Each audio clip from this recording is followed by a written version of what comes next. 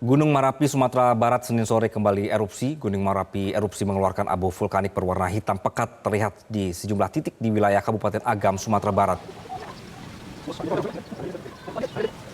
Gunung erupsi mengeluarkan abu vulkanik. Menurut warga, letusan diiringi suara gemuruh.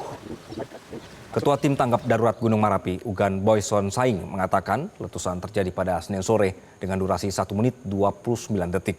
Gunung Merapi saat ini masih berstatus level 3 siaga dengan rekomendasi larangan aktivitas di radius 4,5 km.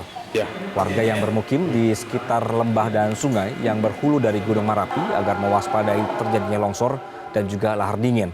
Selain itu, warga diimbau untuk menggunakan masker saat terjadi hujan abu.